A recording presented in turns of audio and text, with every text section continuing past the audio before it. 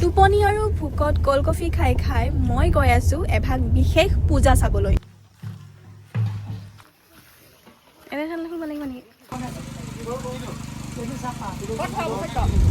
Hello, namaskar and kartum everyone. Welcome back to my blog after a long time. যোৱাকালি অৰ্থাৎ মংগলবাৰে ডিমৰীয়া অঞ্চলৰ ঘগুৱাত আছিলে মালগোসাই পূজা।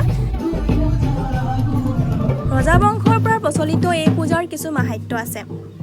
কোৱা হয় যে সেই সময়ত ৰজাসকলে বল শক্তি তথা ধন সোণ সম্পত্তিৰ প্ৰাপ্তিৰ নিমিত্তে মালগোসাই বাবা অৰ্থাৎ মহাদেৱৰ চণ্ডাল ৰূপ মহামালেশ্বৰক আৰাধনা কৰিছিল আৰু সেই তাহানিৰে পৰা বৰ্তমানেও এই অঞ্চলটোৰ গয়া ৰাইজে অঞ্চলটোৰ সুখ আৰু শান্তিৰ নিমিত্তে এই পূজা পালন কৰি আহিছে।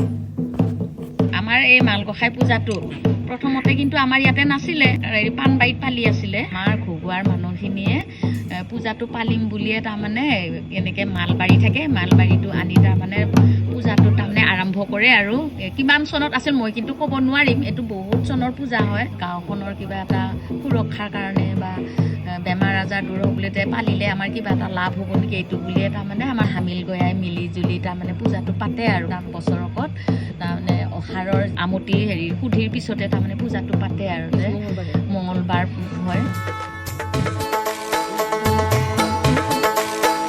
বাবা বোম ভোলা দিনে রাতি খাই ফুরা ভাঙা দুধ তুরা। বাবা বোম ভোলা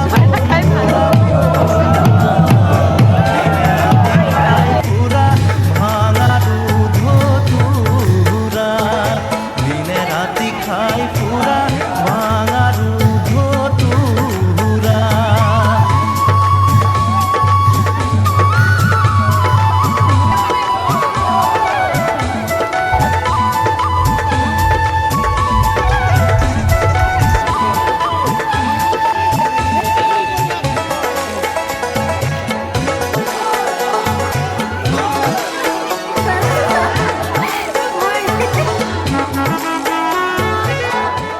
আমি গোসাঁইৰ পিছে পিছে দৌৰি আছোঁ।